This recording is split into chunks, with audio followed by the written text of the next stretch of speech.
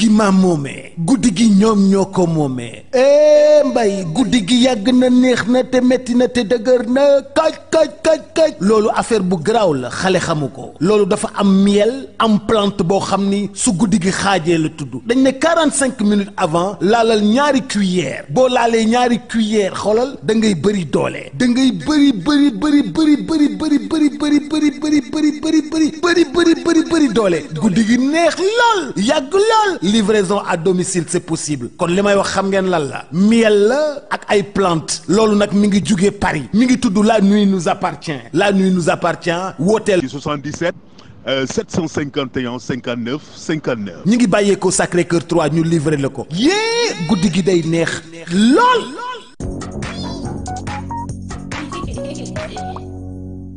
Merci de nous rester fidèles, amis internautes, vous qui avez choisi de nous suivre partout à travers le monde sur la chaîne Les Grands Événements VIP People TV, comme son nom l'indique, s'informer juste c'est vrai, comme ni ma koy faral di waxee saa yu ngeen abonné ba noppi bu leen fàtte di bës cloche de notification bi mooy tax ngeen mën a jot suñ yeneen vidéo en exclusivité ginnaaw nag su ngeen abonné ba noppi bu leen fàtte aussi soutenir seen chaîne bi di VIP People TV ginnaaw nag su ngeen demee daal foofu nga xamante ni bind nañu rejoindre su ngeen ko cliquer da ngeen di daal di bokk ci ñi nga xamante ni daal ay membres de fidélité la ñu ginnaaw loolu di ngeen mën am badge de fidélité bokk ci ñi nga xamante ni ñooy jàppale seen chaîne bi di VIP People TV leen jox ay xibaar yu leer te dugg ginnaaw nag participation bi c'est à hauteur de 750 francs rek uniquement su ngeen ko defee nag weer bi su deewee YouTube daf ñu koy daal di verser pour que mu gën a mën a soutenir seen entreprise bi day mu gën a mën a exister pour di leen jox ay xibaar yu leer te dugg kon bu leen fàtte bés rejoindre pour bokk ci ñi nga xamante daal dañuy am badge de fidélité bu VIP People TV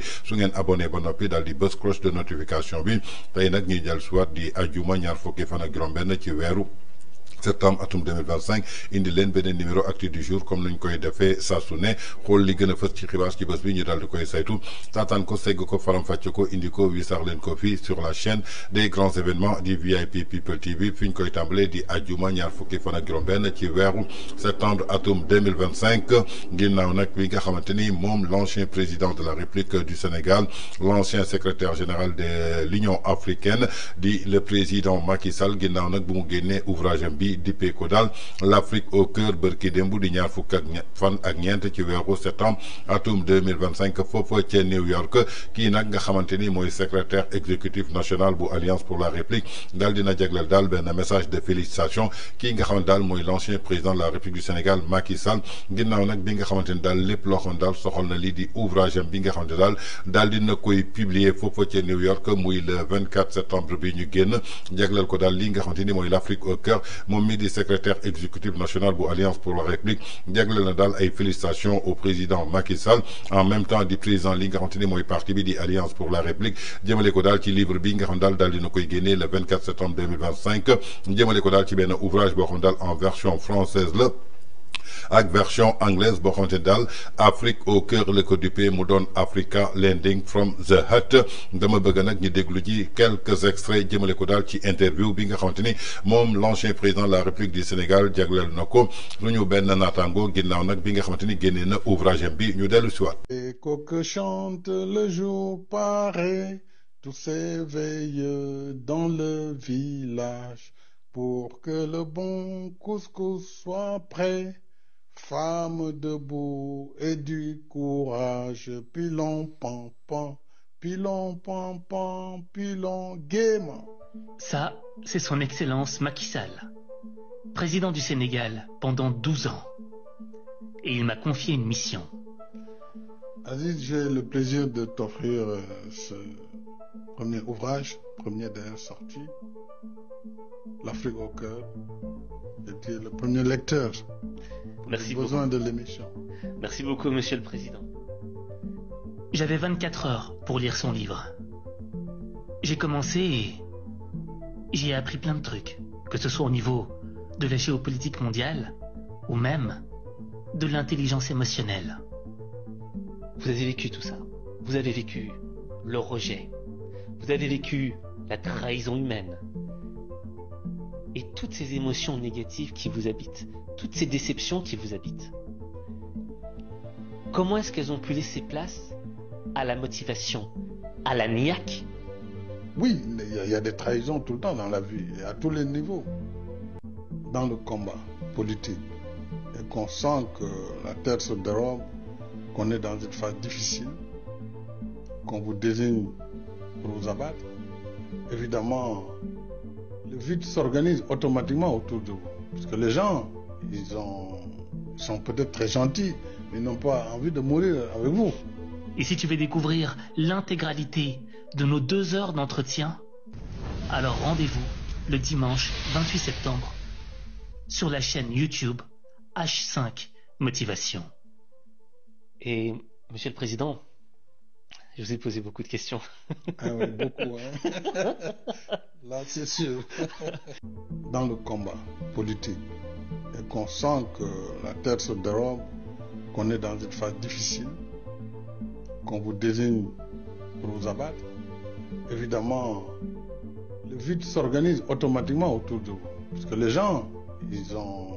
sont peut-être très gentils, mais ils n'ont pas envie de mourir avec vous. Et si tu veux découvrir l'intégralité de nos 2 heures d'entretien, alors rendez-vous le dimanche 28 septembre sur la chaîne YouTube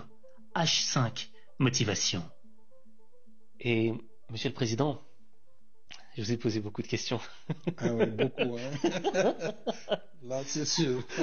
Dans le village, les coqs chantent le jour paraît. Tous s'éveillent dans le village pour que le bon couscous soit prêt. Femme debout et du courage, pilon pan pan, pilon pan pan, pilon gaiement. Ça, c'est son Excellence Macky Sall, président du Sénégal pendant 12 ans. Et il m'a confié une mission. Aziz, j'ai le plaisir de t'offrir ce premier ouvrage, premier d'ailleurs sorti, L'Afrique au cœur. Et tu es le premier lecteur. Merci J'ai beaucoup. besoin de l'émission. Merci beaucoup, Monsieur le Président. J'avais 24 heures pour lire son livre. J'ai commencé et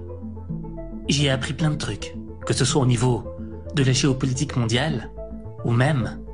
de l'intelligence émotionnelle. Vous avez vécu tout ça. Vous avez vécu le rejet. Vous avez vécu la trahison humaine. Et toutes ces émotions négatives qui vous habitent. Toutes ces déceptions qui vous habitent. Comment est-ce qu'elles ont pu laisser place à la motivation, à la niaque? Oui, il y a des trahisons tout le temps dans la vie, et à tous les niveaux. Trahison dans les couples, trahison dans les familles, trahison dans les partis politiques, trahison dans les États, dans les gouvernements. Mais ça ne doit pas vous décourager par rapport à l'essentiel de votre combat, l'objectif. Cet entretien, ce n'est pas une interview journalistique. C'est plus que ça. C'est un échange humain.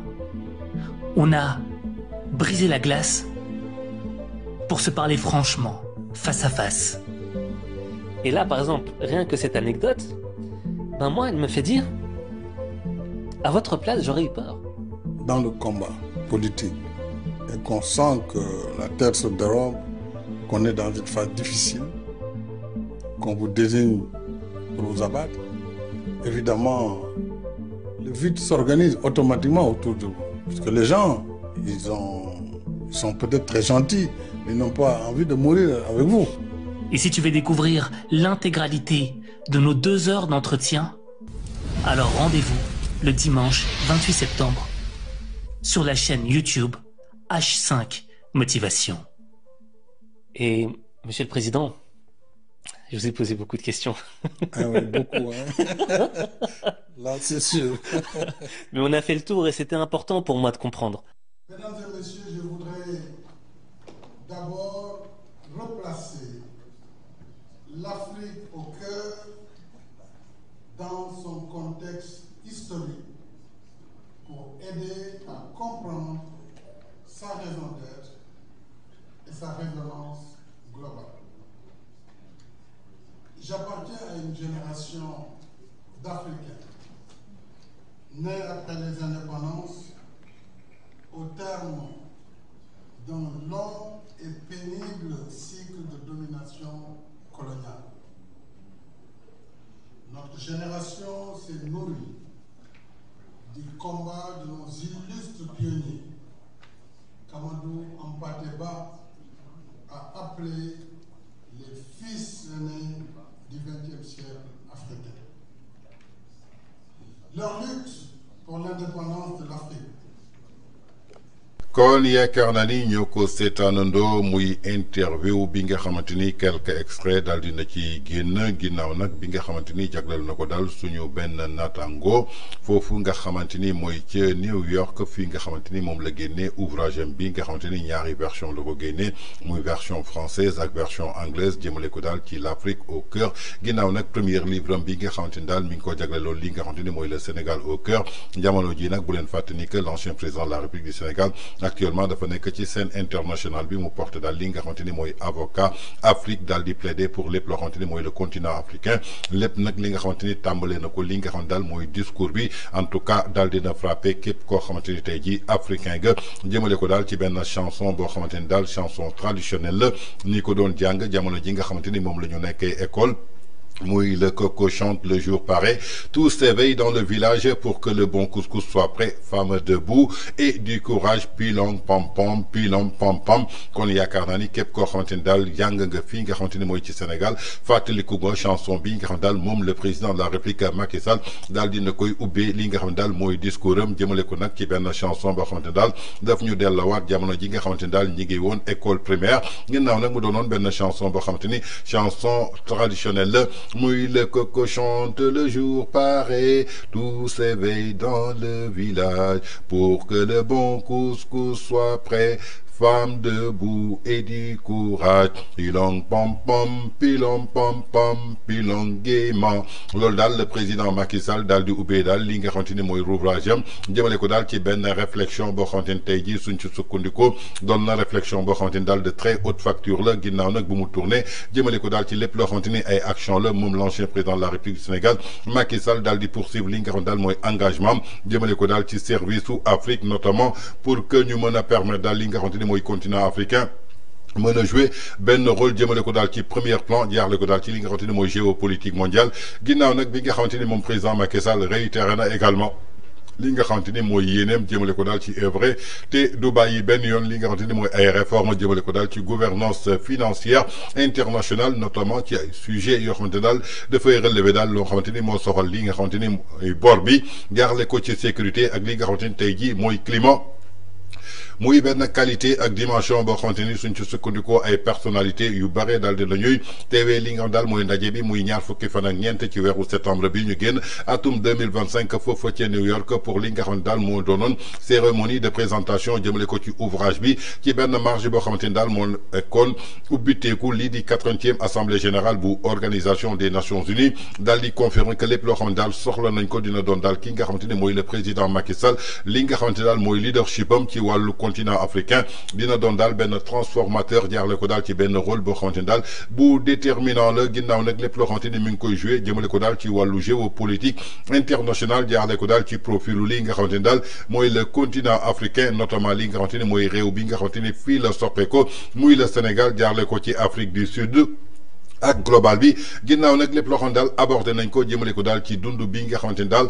jëmale ko ci partem ci li nga xamante ni daal mooy secrétaire exécutif national bu APR dañu daal di réjouir jëmale ko daal ci libération bi nga xamante ni tey jii def nañ ko benn ancien ministre muy maire u Saint-Louis di Mansour Faye ginnaaw nag biñ ko incarcéré depuis le 26 mai 2025 ci base li nga xamante ni daal mooy benn mise en accusation jaarle ko daal ci benn majorité politique boo xamante ni kenn lalu ko ku dul parti bi di Pastef ki ko jiite di seen leader tey mu nekk le chef du gouvernement foofa ca assemblée nationale ginnaaw nag bi ñu réitéré seen confiance jaarle ko ci justice bi nga xamante ni suñu réew moom la ñu soxla ñi nga xamante daal ñoo bokk ci secrétariat exécutif national bu alliance pour la république daal dinañu félicité képp koo xamante ni responsable nga wala militant bokk ci parti bi ginnaaw nag lépp loo xamante ni daal mën nga ko ci benn combat te relâché woo benn yoon jaarle ko daal ci libération Mansour Faye bi mu doon nag benn abstinence boo xamante ni dañu war a jeter discrédit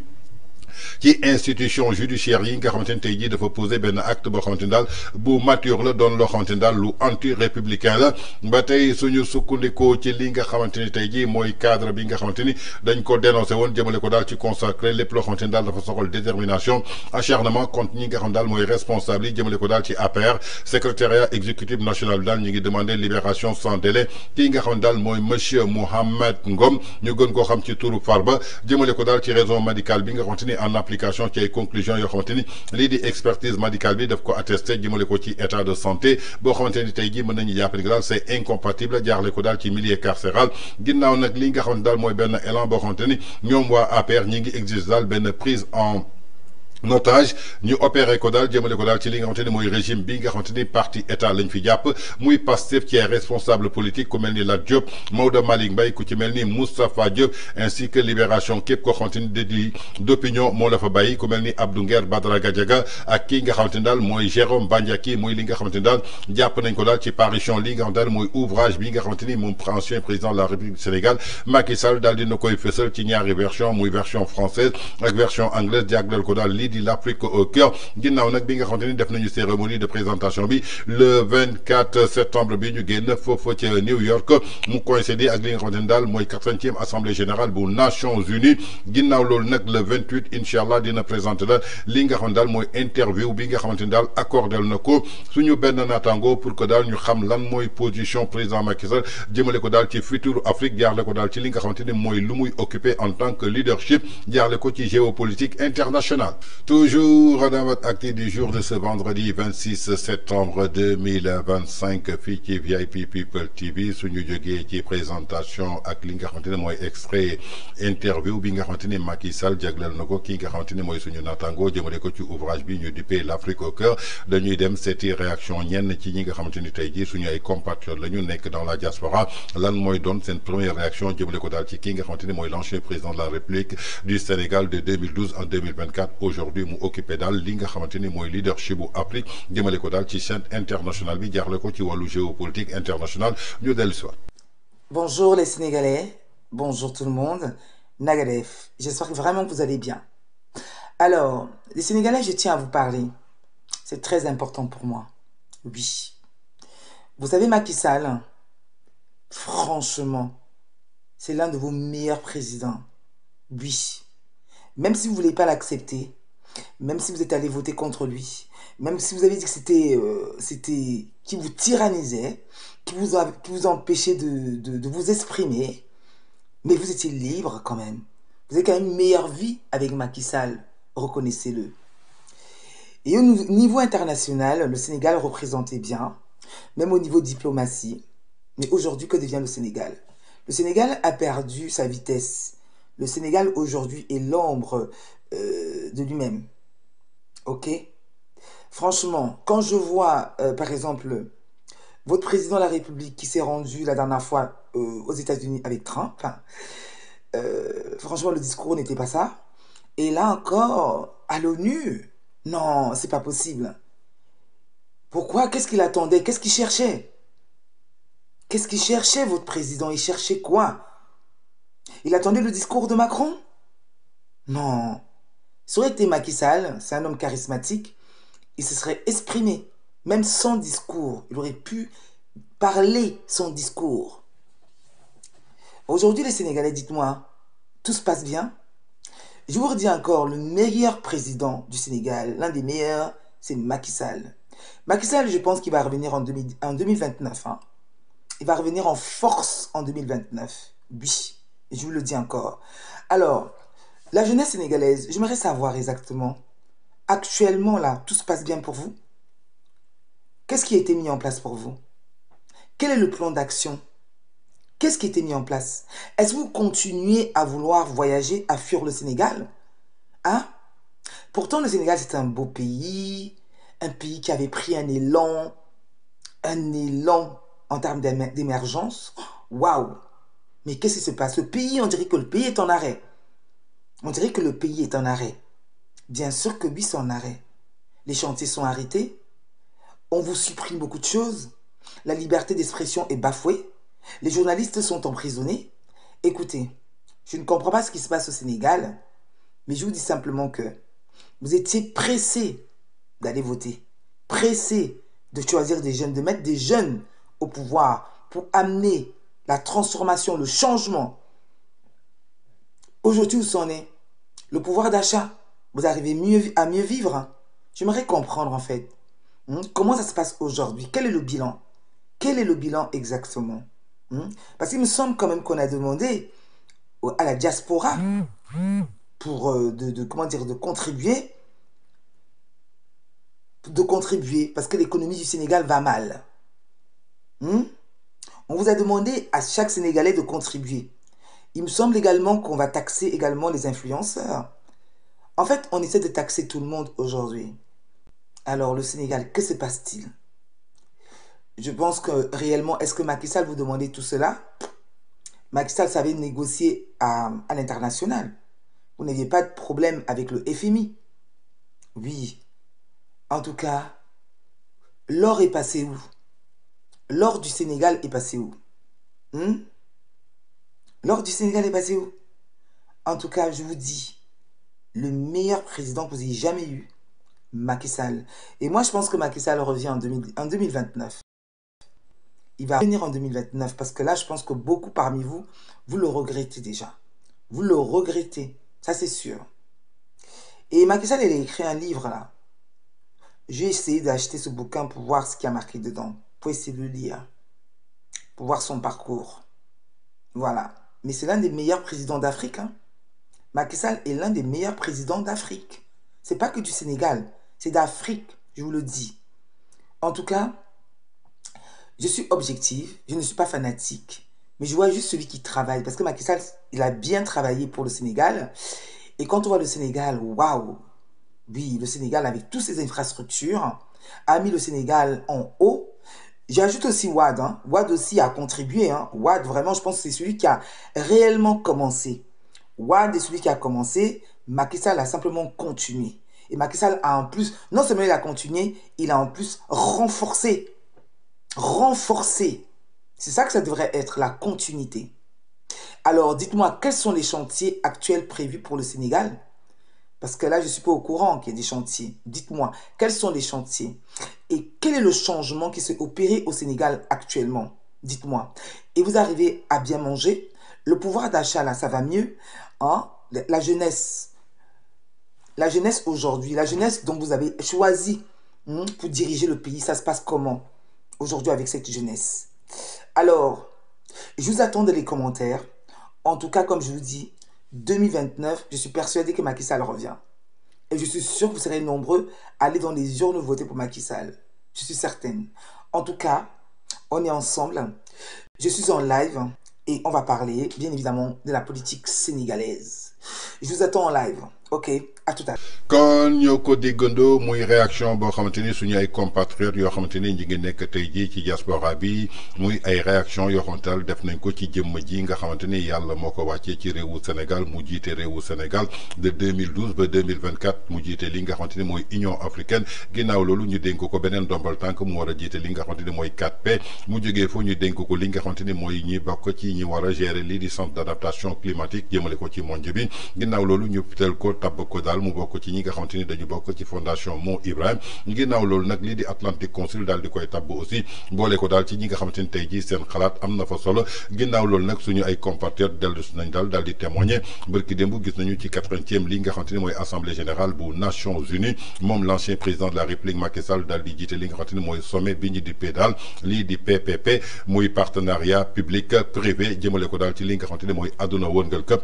ginnaaw loolu mu daal di def benn discours boo xamante ni bu historique la bu héroïque jëmale ko daal ci 80e assemblée générale bu Nations Unies ba mu fa jógee présenté na daal li nga xamante ni mooy livre bi ñu duppee l'Afrique au cœur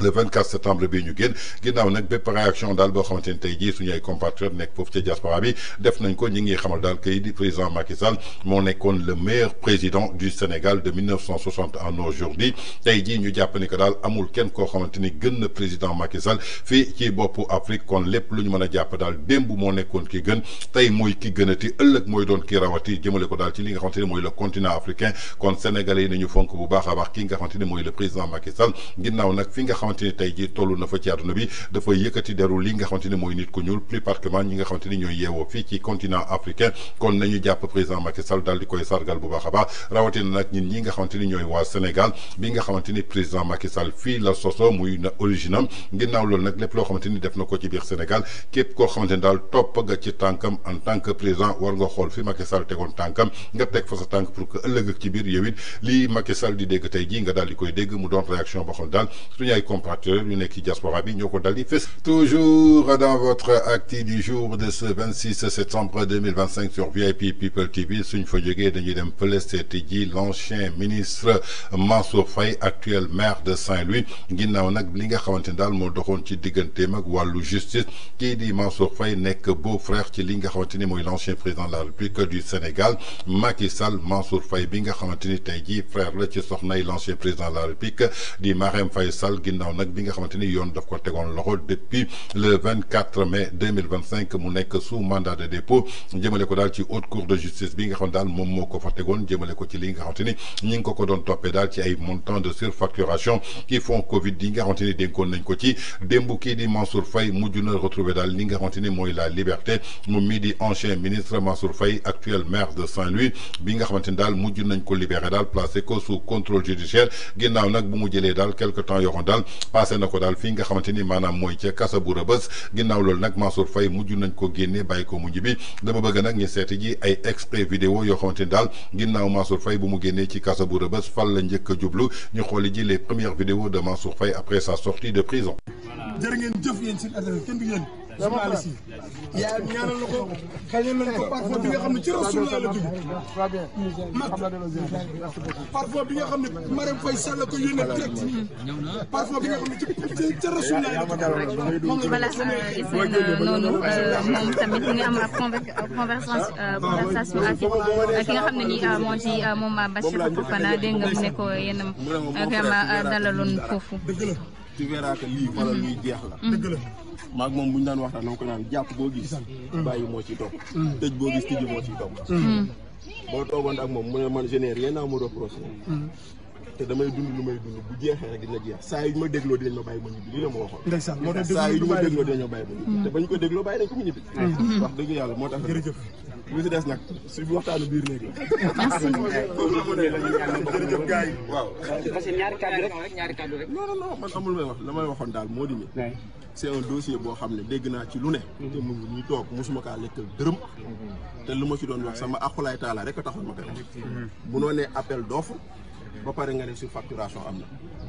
boo ma newoon gré à gré ma mën a gëm loolu mais dañoo def appel d'offre 30 nit ñëw soumissionné. xanaa munoo ma ne 30 nit yëpp dañoo booloo dajaloo pour déggoo si lu ñuy def prix bañ koy wax dégg nañ ci lu ne tey jii juge bi dem na ba xam ni loolu moo am bàyyi nañ ko lii lañ waxoon ñun bañu ñu ko def reddition des comptes mais lii règlement de compte la woon et heureusement que jeex na nu mu génnee si moom nu mu jeexee si moom noonu lay jeexee si yeneen yëpp il en sera ainsi de tous les dossiers koo ci woo rek dina ñibbi parce que dossier yëpp ay dossiers yu vide la voilà. merci. jërëjëf gars yi jërëjëf ah.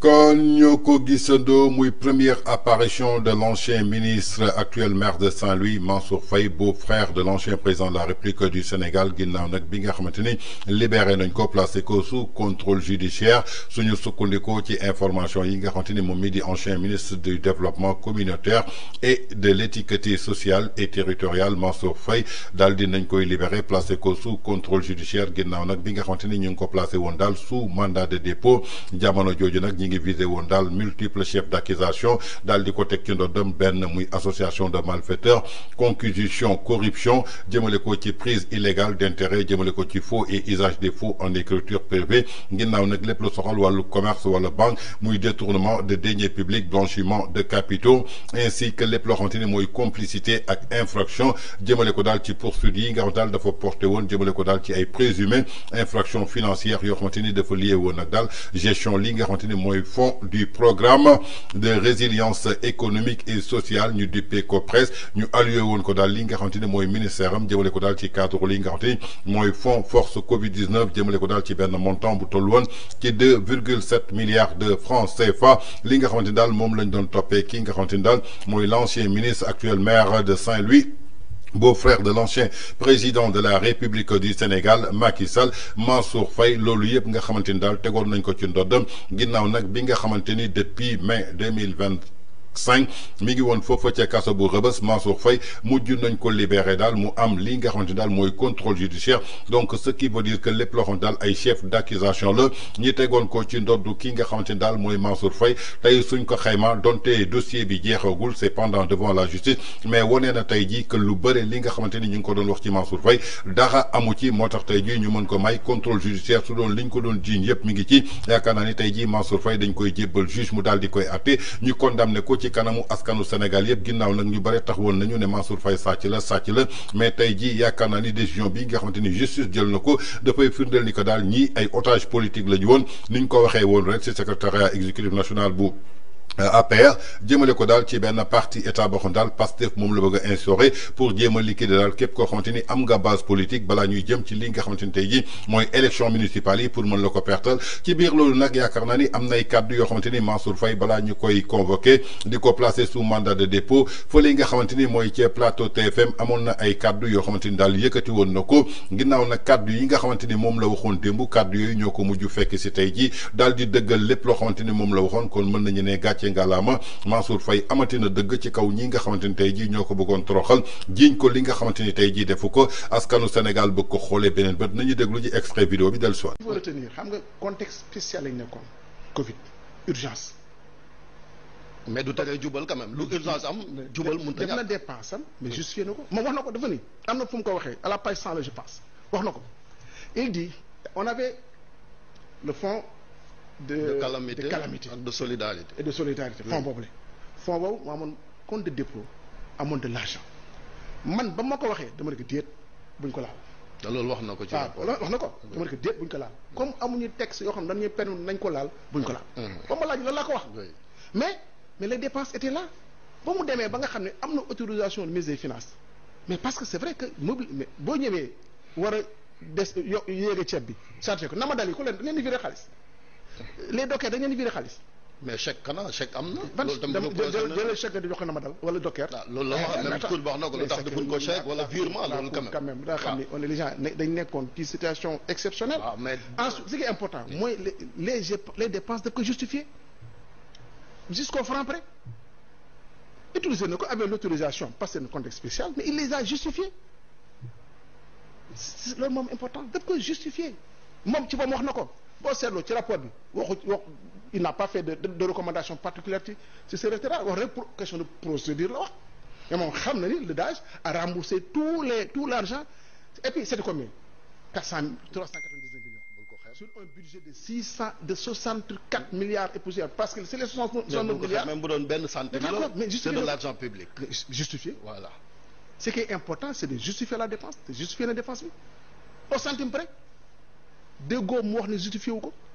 bu ko justifié wul woon dana laaj une information judiciaire contre ça mais woo defu loolu moom il parle d'un prétendu ne xam ma lan affaire de surfacturation bu amul il a cité le décret 71/11 qui était caduc donc seen raisonnement boobu dafa tombé à l'eau complètement tombé à l'eau amul kenn koo xam ne mën nañ ko créer malheureusement ñi ngi jàpp fii ay commerçants qui ont fait le travail dinañ téye dinañ sonal j'ai vu Moustapha Ndiaye ñu ngi ko yóbbu déféré ko le vieux Mohamed Dieng déféré ko l'autre fournisseur Ryan Hachem déféré ko te defuñu dara ils ont répondu à un appel d'offres submissionné gagné même bu fekkoon 1000 francs la ñuy jaay ceeb bi encore que dégg naa ku yof ne jënd jaay saako ceeb ay 100 et poussière mille mais c'est la manipulation donc ces gens là man noo tax ma ni je me dis mais le vérificateur mais lan moo ko jàpp pourquoi mu doxale noonu de la Cour des comptes pourquoi il a cherché pourquoi mu wut taxal ci loo xam ne rapport bi du kenn rek ko produire pourquoi nga bëgg moom moo ñëwoon moom man du ma tudd kenn mais moom moo ñëwoon ministère développement communautaire kan la du ma tudd turam xam na boppam turam mi ngi ci rapport bi xam na lu mu def pourquoi ñun moom wan ñu passe njëkk bi rapport bi parce que rapport boo xam ne c'est rendu public depuis ñetti mi ngi ci rapporteur baa ngi nii xam nga waaw ñëpp ak nii kan la rapporteur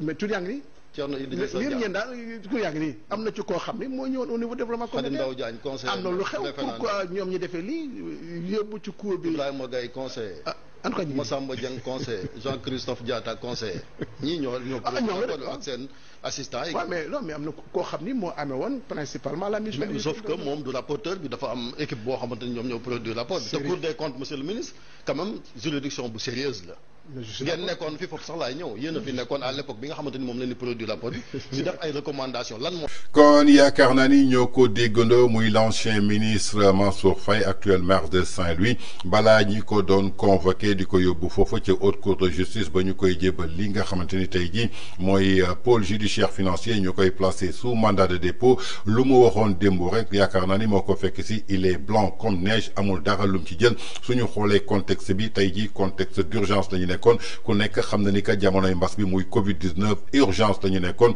teewul woon sax président Macky Sall dañ ko voté loon benn loi boo xamante ni tey jii mu doonoon benn délégation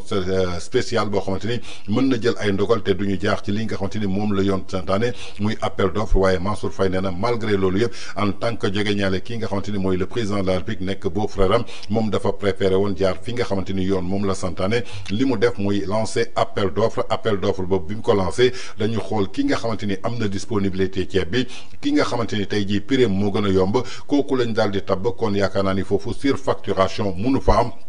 ndaxte surfacturation mi ngi am fi nga xamante ni tey jii marché gré à gré la amul li nga xamante ni mooy appel d'offre mais appel d'offre fu mu am nga bëgg a fa tudd surfacturation loolu mënuñu ko jàpp ginnaaw nag rapport bi nga xamante ni bu mu génnee moom dafa basé wu ci kilo ceeb lu mu doon jar atum 2013 mu bëgg ko méngale li nga xamante ni kilo ceeb moom la doon jar ci atum li nga xamante ni mooy Covid bi di 2019 loolu nag tegul fen te ministre du commerce bi fi nekkoon ci jamono jooju di Aminata Assome Diatta yaakaar naa ni fësaloon na ko ci biir plateau kon donc yaakaar naa ni Mansour Faye ay waxu démbam tey moom moo ko daal di fekk si ginnaaw nag bu mu amalee daal benn contestation sérieuse jëmale ko daal ci lépp loo xamante ni ay tuuma la ñu tegoon ko ci ndoddam jëmale ko daal ci li nga xamante ni maanaam mooy pôle judiciaire financier bi nga xamante ni juge haute cour de justice bi moom daal dina nangu daal contestation sérieuse bu Mansour Faye mujj ko libéré daal di koy placé sous contrôle judiciaire en attendant que ñuy vider li nga xamante ni mooy dossier bi. toujours dans votre acte du jour de ce 26 septembre 2025 sur VIP People TV ba tey dañuy desandi ci kawu Mansour Faye ginnaaw nag bi nga xamante ni kii di Abdou Nguer le chroniqueur du peuple chroniqueur bi nga xamante ni amul certificat jamono ji moom it mu nekk en lien de détention ñuy placé ko sous mandat de dépôt depuis le 17 avril 2025 am na ay kàddu yoo xamante ni moom yëkkati woon na ko daal di koy wax jëmale ko ci dossier Mansour Faye bi dafa mel ni tey ji l'avenir a fini par donner raison kii nga xamante ni mooy Abdou Nguer donte amul certificat critiqué nañ ko par ay militants Pastef waaye yaakaar naa ni lépp loo xamante ni Abdou Nguer mës na toog ci plateau daal di koy wax tey ji l'avenir finit par lui donner raison ndaxte lépp lu mu waxoon rek tegaat nañ ci suñu bët diggu bëccëg ndar kam nañu déglu ji réaction Abdou Nguer lu mu xalaatoon daal di koy wax ci dossier Mansour Faye bi ñu dellu si waat. li ma la wax ci Mansour Faye amul benn rapport booy dem ubbi fa fekk fa turam Cour des comptes dañ ne dafa def 2019 ba 2024 gestion mais képp ku mu ci war a topp cour bi danaan topp leen diw danaan diw nii da ngeen ko war a topp diw mi da ngeen ko war a jubbanti kii da ngeen ko war a yóbbu fii kii da ngeen ko war a yóbbu fii joxe ay orientation mais amul kenn ku mën a tuddal détournement wala dara mais yéen daal yéen a tuddal nit ñi tere biñ ko tere mu c'est illégal parce que lii ñu teg Mansour Faye mooy ne ko bul génn def ko ñeneen ak ñeneen nag dañoo xëy gis benn liste buñ bind di ko partagé ci paasu waa Pastef yi ne ñii waruñoo génn te amul benn juge boo xam ne yaa wax ne ñi waruñoo génn interdit nit mu génn ñeent yi mën nañ ko def te man sax bu may wax borom xam-xam yi laay jël témoin classe Bachir gi ak yaa Moussa comme man xaw ma dara jànguma boo amalee douane wala nga def fausse déclaration yooyu douane di la topp ci koppar c'est fiscal mën nañ la téye ak l'impôt waa impôt mën nañ ko autorité administrative yii ñoom mën nañ ko. dëgg la justice mën na ko waaye dañ koy bind parce que dañ laa may nga attaqué ci décision boobu cour suprême wala cour d'appel lii da laa ci xam parce que. ak bu ñu lay askanalee suuf su bari boo am. di nga xaaral rek ba ñëw di jëwrin tey man boo ma bindalee boo ñëwee man ñëw aéroport. taxaw war a génn dem bitim réew jëri rendez-vous pour faju police bi xamul lu ma dal moom ordre rek la jot dina ko bul génn. waaw noonu la ko waxee sax. man ma dëpp piqué kiris dee yaa ma rey kenn reyu ma bul def sax autopsie yaa ma rey fekkee nag da nga ma bindaloon këyit ne Pape mii moo ma interdit ma génn wala yaa Moussa damay dem ci moom ma tàggu ko bu may génn ne ko damaa bëgg a génn parce que nangam ak nangam moo tax ma bëgg a génn moom mu xool ndax mën na ma bàyyi ma dem wala munu ko wala tamit këyitam boobu mu leen lii mu ma bindal tegu ko fenn ma dem attaqué ji ko ne man kat kii daf ma interdit ma génn te fii ma ko teg amul benn base légale mooy benn yii nag Mansour moom dajewul ci moom kon dañ kaa tooñ dañ koo tooñ ba tooñal bi ko dañ kaa jaay doole. am na droit porte plainte non. ah d'accord mais comme muy porte plainte dafa xam kan la. si naka. mais loolu waruñu ci egg jëwrin. en 2025 ak kii ici. kon yaakaar naa ni ñoo ko déggandoo muy kàddu yi nga xamante ni Abdou Nguer fësaloon na ko jëmale ko daal ci li nga xamante ni maanaam ñu ngi koy tuumal kii di Mansour Faye nee na amul benn rapport Cour des comptes boo mën a génnee fekk ci turu Mansour Faye def na détournement de deniers publics jëmale ko ci atum 2019 ba 2024 kenn du ko mës a génnee ci àdduna defuñu dara lu dul yëfi maa tey am ñoo xamante ni dañ leen singali woon am loo xamante ni daal dañ ko tegoon ci seen ndodd loolu daal la ñu jàll di fësal bu leen fàttee nag am na ko fi toogoon jamonoy opposition ne Mansour Faye ba muy ñett yoon ne ko doo rëcc kon kooku su ñëwee ci boppu état bu Sénégal tuuma yooyu ñi gis ko ñu teg ko ci boppu kii nga xamante ni tey ji maanaam mooy Mansour Faye dañuy jàpp ni ko loolu la ndaxte tere biñ ko doon tere mu tukki sax c'était illégal donc lépp loo xamante ni tey ji Mansour Faye defoon na ko jëmale ko daal ci lépp loo xamante ni moo jëm ci wàllu fonds Covid 19 yi ci ceeb bu mu doon séddale amul benn surfacturation yaakaar naa ni ay kàddu Abdou Nguer démb yi nga xamante ni tey ji moo tax tey ji ñu yóbbu ko foofu ca kaso bi bañ muy wax yaakaar naa ni vidéo yi ñi ngi fii tey suñ ko génnee ñëpp danañ xam ni que Abdou Nguer li mu doon wax du lu mu doon inventé du lu mu doon sos ndaxte tey contestation sérieuse bi nga xamante ni Mansour Faye bi mu ko amee diggante kii nga xamante ni mooy juge bi daf ko mujj bàyyi waaye lépp loo xamante ni tey jii wax nañu ko cour gi daal topp na kii kon justice daf lay woolu su ko defee mu déglu la waaye bés boo toogee ñi nga xamante ni maanaam mooy magistrat yi nga xamante ni defuñu politique defuñu dara lépp lu ñuy xool rek mooy lu code de procédure pénale wala code pénal bi wax ci tey jii si suñu constitution loolu la ñuy appliqué te bi ko xamante ni jàkkaarloog juge bi yaakaar naa ni appliqué nañu loolu moo tax tey jii Mansour Faye ñu may ko contrôle judiciaire mu ñibbi ak gis njabootam. Toujours dans votre acte du jour de ce 26 septembre 2025 sur VIP People TV suñu jógee ci Abdou Nguer dañuy dem seeti ji Lassana Fofana alias Keyzi Fof bokk ci ñi nga xamante ni ay activistes la ñu doon défendre li nga xam daal mooy projet parti Pastef en tant que panafricaniste bokkoon daal ci discours panafricanisme bi nga xamante ni Pastef mi ngi ko doon véhiculé par tax di tey jii moom mu porté woon seen combat doon leen xeexal ginnaaw nag li nga xamante ni mooy libération Mansour Faye moom mii di Lassana Fofana alias Keyzi Fof génn na daal def ay révélations yu doy wax nañ ko seetaan yi dellu si Mansour Faye ba muy ñetti yoon munoo raw fii ci Sénégal parce que Mansour Faye sénégalais dama bëgg ñu xam li ëpp ci problème ñu jokkanteel Mansour Faye mooy responsable ndox mi ñuy wax nii Mansour Faye mooy responsable ndax moo nekkoon foofa ba ñuy def ñuy def ba jël suñu ndox jox ko waa Suez alors que SDE moo amoon meilleure offre bi mu jox ko waa Suez ñooñu wëlbati ko jox ko ay camion yuy ramasser mbalit mu yóbbu ko Saint-Louis loolu la ñuy wax corruption tey Suez mënul gérer suñu ndox bi chaque jour kuy xame loolu responsabilité Mansour Faye la ñaareel problème assainissement bi ñuy wax nii 750 milliards yi moom moo ko doon gérer ba après élection yi wala juste avant élection yi lañ ko jox leneen waaye yemul foofu bi ñu nee feebar bi dugg si na corona bi ñu ne budget 1000 milliards ceeb beeg diwlin beeg ñoom seen ci loxoom lañ ko teg kon boo xam ne lu mu tuuti tuuti yor nga suñu 1500 milliards yoo xam ne sa loxo la tegu lu bokkul ak yeneen ba pare nga ñemee manqué respect sénégalais ba mun a taxaw seen kanam neneen su ma off nag wooye du ma fa dem. tëkkal nag man xaw ma dellu ginnaaw de sénégalais yépp xam nañ ma ci constance laay demee ak yéen ba seen nguur gi daanu loolu man maa leen ko dicté di ngeen may jàmm sénégalais yi par la force dinañ leen fi jëlee seen 54% boobu 30% desatu fa sénégalais yépp leen jëppi dañ leen ko rus a wax rek xool leen fi sénégalais yi nu ñuy tapoter ak nu ñuy partager ngeen xam ne jaratoo leen dara ci réseaux sociaux yi fi ngeen yaakaaroon ne yéen a ko téewoo leen dara kenn gëmatu leen ci Sénégal ndax fen ak bëri wax tey bu jógee déedéet problème bi Macky Sall la Macky Sall moo de Macky Sall bu ñu paree ci Macky Sall problème bi nu mu tudd Absa Faye la Absa Faye moo bëgg a yàq réew mi Absa Faye mooy yéeral bu ñu jógee ci Absa Faye ñu dem ci dette cachée waaw dette cachée bi moom kenn mënul développer réew mi ak dette cachée ñu pare ci dette cachée ñu laajaat leen lan ne diaspora buun suñu yàq buuns suñu yàq anglais buuns mooy yàq ba ñu ne ñun diaspora bi ñu jox leen suñu ay yàq lan ngeen defal diaspora bi tous à part bëri wax bi ngeen faloo ba léegi defaloo leen fi kenn dara yor ay caisse noire di yokk caisse noire di naan sénégalais dugal leen seen loxo ci réew yéen seen caisse noire da ngeen ko mën a yokk di ko yokk rek nu mu leen neexee ba pare sénégalais ñoo leen war a jàppale. caisse noire 9 milliards caisse noire 11 milliards Macky Sall amoon ngor bàyyi ko ci 8 milliards ngeen ne réew mi dafa ndóol nga yéeg rek yóbbu ko 11 milliards ba pare ngeen ne réew mi dafa metti bu leen fontoo nit ñi lañ leen wax bu leen fontoo nit ñi ay dof ngeen di nax ak ay xar nekku fi ñun ñoo leen fal lu taxoon ñu fal leen nekkoo leen ci moo tax ñu génn ci yéen kenn jënduñu bu fekkoon dañ may jënd man Macky Sall jëndoon ma bu yàgg ma génn ci yéen xaalis dama ko faalewul ay soskat ak ay fenkat ngeen ku àndul ak yéen rek ngeen ne da ngeen koy sosal yàq deram ci Sénégal noonu ngeen dëkkee ak ñëpp Barthélemy Dias ku baax la Sonko tàgg ko wax ci moom ba vidéo yaa ngi fi Sonko fu mu doon tàggee Barthélemy Dias tey Barthélemy Dias dafa bon parce que àndatul ak Sonko yéen ay traître rek yéen da ngeen jàpp ne réew mi yéen a ko moom yéen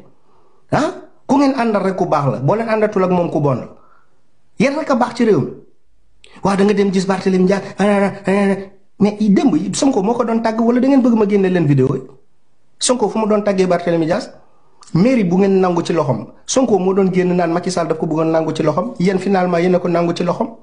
toujours dans la contradiction li ngeen wax tey suba ngeen def le contraire waaye yéen moom du ngeen wor yéen moom ay wax ko tu dëgg ngeen yéen moom da ngeen patriote ñeneen ñi ñooy ay fenkat yéen a dàq fen ci Sénégal li ngeen wax démb def ngeen le contraire aujourd'hui bi ngeen nekkee ci nguur gi. kon ñoo ko seetaanandoo muy vidéo boobu nga xamante ni Lansana Fofana alias Keyzi foofu daal di na koy publier ginnaaw nag bi nga xamante ni génnee na ko daal di fësal daal li nga xamante ni moom mii di leaderu parti Pastef yëkkati woon na ko jamono ji nga xamante ni mi ngi nekkoon ci opposition tudd Mansour Faye ba muy ñett yoon ne ko doo rëcc dugg daal ci ay problème yoo xamante ni ay scandale la jëmale ko daal ci détournement de deniers publics nga jaaxle ko daal ci corruption jamono ju muy wax loolu nag moom du juge du justice nekkul ci état yorul dara donc doonoon na daal ay menaces yoo xamante daal gisoon nañ ko mu def ko te du si Mansour Faye kese la ko defee woon defoon na ko ci ki nga xamante ni mooy Lat Diop defoon na ko ci ki nga xamante ni mooy Farba Ngom kon tey jii moom su ñëwee nekk ci bopp li nga xamante ni mooy gouvernement ñu woote woon indépendance de la justice mais bés bu ñu ñëwee li nga xamante ni mooy cordon ombilical bi dox ci diggante pouvoir judiciaire ak pouvoir exécutif dañ koy daal di dagg mooy fësal ni que kii di président de la République day génn ci conseil supérieur de la magistrature ñu daal di créer li nga xamante ni mooy ay juge de liberté procureur bala dépendre bañ a dépendre ci li nga xamante ni mooy ministre de la justice bi nga xamante ni dafa dépendre ci premier ministre loolu yëpp ñu daal di koy dagg mais mujjuwuñu ko dindi dañ ko mujj maintenir ci biir loolu nag dañu gis daal ñu éclater ay dossier daal di jàpp ay doomu aadama tuumal leen ci li nga xamante ni tey jii bi ñu jàkkaarloog li nga xamante daal mooy pôle judiciaire financier daf leen mujj daal di bàyyi donc dafa doon benn contestation sérieuse bi wane ni que daal acharnement uniquement rek lañ doon def ci kaw ñii nga xamante ni tey jii jàpp nañu que daal dañuy jóge woon président Macky Sall ñooñu la ñu bëggoon acharné mais tey jii la vérité a fini par triompher ci biir loolu moom Lansana Fofana dellusiwaat na daal ci tey jii li nga xamante daal mooy crise bi nga xamante daal mi ngi nekk daal ci biir parti bi di Pastef bi nga xamante daal jàpp nañu ko lépp lu ñu leen waxoon daal bi ñuy combattre ak tey bi ñuy egsi ci boppu nguur gi dara du ci dara dem na ba nga xamante ni ki nga xamante ni mooy leaderu parti Pastef joxoñooñ président de la République Bassirou Diomaye Faye ba tey gars yi fal ko bi mu egsee gis nañu problème yi nga xamante ni commencé na am ci diggante Pastef ak kii di président de la République Bassirou Diomaye Faye donc dafay firnde rek daal Pastef ñoom daal dañu allergique ki nga xamante ni moo nekk au pouvoir donc ñoom lu ñu bëgg rek ñoom ñooy nekk pouvoir su dul ñoom du doon keneen donc loolu lañ fi nemmeeku dem nañu bay tuumaal kii nga xamante ni mooy ñaareelu soxna président de la république di Bassirou Diomaye Faye jëmale ko ci absa nee nañu daal mooy problème bi mooy jaxase alors que loolu yëpp amu ci biir loolu nag moom mii di Lassana Fofana alias Keyzi Fof en tout cas rompre na daal lépp loo xamante ni daal mooy relation digganteem ak ñi nga xamante ni mooy parti bi di Pastef bi nga xamante daal yàgg na xeex ak ñoom dem na bay tey jii ci ay militants Pastef dañuy taxaw di saaga kii nga xamante ni mooy Lassana Fofana mel ni ñoom amuñu argument amuñu idée amuñu dara benn arme la ñu am muy arme boo xamante ni ay faible ñoo koy am muy saaga képp koo xamante ni bokkul ak ñoom vision wala wax nga leen dëgg ñu yëkkati ay tuuma ak ay saaga daal di koy def mais kii di Keyzi Fof nag menacé na leen su dee saaga moo leen ko dàq ndaxte moo leen jiitu ci réseaux sociaux yi ñoom suñu demee tey bay live bay wax je crois que moom moo leen may fit en tout cas mu doon daal benn guerre boo xam daal dox na ci diggante Lassana Fofana bokk daal ci activiste yi nga xamante ni tey jii dañ doon défendre parti bii di Pastef moom jàpp ne que daal lépp loo xamante ni ñi ngi ko doon wax ak tey lu ñuy jëfee dafa wuute lool dafa mel ni guddeeg bëccëg en tout cas muy révélation Keyzi Fof. Toujours dans votre actu du jour de ce 26 septembre 2025 sur VIP People TV suñu jógee ci Lassana Fofana Keyzi Fof dañuy dem ci beneen activiste influenceur républicain di Yoro Kara Kivi ginnaaw nag bi nga xamante ni kii di Mansour Faye libéré nañ ko sous contrôle judiciaire jëmale ko daal ci contestation sérieuse bi nga xam ne wax na ci digganteem ak juge bi moom Yoro daal dina ci indi ay révélation nañu déglu ci réaction Yoro Kara TV dellu si waat. salaamaaleykum mbokkum Sénégal dama bëgg di waxtaan ak yéen pour di indi leeral ci jamono ji ñu nekk parce que jamono ji ñu nekk boo du leeral du sotti il faut ngay wax di leeral pour teggi tuuma nag du ragal setal sa der la ci lu ma bëgg jublu mooy coowum ceeb bi nga xam ni dañ ko delloo si waat leeral si ay quelques pàcc rek du bëri ñaar bu ci jiitu fan yi ñu nekk démb ak tey bërki démb maa ngi dégg ñuy wax ni DAGE ministère du développement communautaire mu nga xam ne fa la nekkoon dafa jël utiliser 399 millions de francs CFA te tegu ko fenn c'est vrai que ci biir rapport bi le vérificateur am na lu mu wax na ni utiliser nañu 399 francs millions yoo xam ni dafa jógee ci fonds de calamité te waruñu ko utiliser mais bu ngeen gisee seet insister wu ci bu baax parce que jël xaalis boo xam ni maanaam justifier nga utilisation bi kooku administration waxuñu ci dara mais lu ñuy fàttali mooy situation ak contexte bi nga xam ni ci lañ nekkoon période boobule mu nekkoon contexte spécial te amoon décret boo xam ni dafa dindi woon maanaam toutes les procédures de marché public mu nekk contexte spécial di fàttali am na dëkk boo xam ni pour ne pas le nommer France dem na Chine jënd fa ay produits ca tarmac ba ci aéroport ba la américains yi ñëw jënd produit yooyu ak cash donc bu am na jamono bu situation amee procédure amatul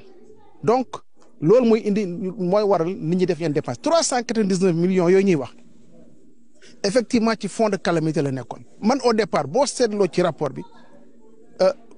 maanaam vérificateur bi wax na ko nee na DAGE bi nee na ko xaalis boobu man sam bopp waxoon naa ne buñ ko laal tant que maanaam kayit yu nga xam ni mooy leeral utilisation bi génnul buñ ko laal mais comme démarrage la opération bi toll noonu pour 64 milliards de francs CFA ñu war a démarrer lancer président ñëw def lancement bi le 11 avril 2020 camions yi taxaw wala livré docker yi war a ñëw namadal yi yéegee wàcce léegi booy fay namadal noo koy def da nga koy defal virement donc am na dépenses yoo xam ne fallait que l'argent frais pare pour ñu mën a démarrer donc les opérations de distribution parce que askan baa ngi xaar nit ñaa ngi sonn couvre-feu am na loolu moo waral effectivement mu utiliser avec l'accord des finances parce que bu amoon accord des finances du ko mën def mais ministre des finances ñoo ko jox accord mu utiliser cet argent ba pare joxe toutes les justifications de cette utilisation rapporteur bi waxul tegul loolu wax na ni effectivement justifié nañ ko voyez le problème donc waru am coow joo xam ni les mal intentionnés nga xam ni du ñu wax dëgg manipulation kàcc fen lañ fi nekkee pour jéem a tuur la ndëm nit ñi dara amul ci lu ñuy wax loolu mais di dellu ci benn mbir le vérificateur vérificateur boobu dama leen wax nii mais conseil municipal la woon fële ca Ngexox. waaw man Massamba Dieng nekk conseil municipal si sama wàllu liggéey inspecteur du trésor la nekk di liggéey direction générale de la comptabilité publique et du trésor donc si gàttal loolu mooy présentation bi. ba mu fa jógee dem nekk Cour des comptes def am na fa gaaw na fa am ay grade nag xamul nu mu demee jóge fa léegi nommé nañ ko directeur général ci benn direction bu am solo au niveau du ministère des finances dafa mel ne récompense la parce que yu bëri yu mu wax ci maanaam ci rapport bi yu ci bëri contredire boppam mais malheureusement nit ñi duñu lire rapport mais maa ngi leen invité ñu mën a lire rapport Covid boobu la mais nañ ko lire parce que man dama jàpp ni gars yi fi nekk léegi dañu amoon ñoo xam ni ay topp la ñu woon nekkoon au niveau de l' administration ñu teg leen fa pour ñu xajamal liggéeyu Macky Sall parce que lépp lu mu wax ci biir rapport bi bu ngeen ko lire bu baax indi na ci ay contradiction boppam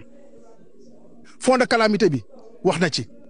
il a fait exprès ignorer que ne nekkoon dans un contexte spécial et que dépense yu gaz bi utilisé yëpp justifié na ko léegi nag damay ñëw ci poñ bu gën am solo bi nga xam ni manipulation def ci am comme c'est pas possible mooy fu muy waxee maanaam la surfacturation ci prix ak prix maanaam bu njëg bu ñu jëndee ceeb li d'abord en matière de concurrence waxoon naa ko amul négociation de prix ñun amoon nañ les prix de base boo xam ne ministère de commerce moo ñu ko joxoon ñu téye ko en référence pour xool ndegam nit ñi maanaam fournisseur daañu xaabaabal wala déet mais ñoom bu ñu defee seen offre dafa méngóog prix du gros mooy 275 francs le kilo moom mu ñëw ni léegi prix boobu maanaam dafa kawe parce que en 2013 amoon na benn arrêté bu fixé woon le prix du riz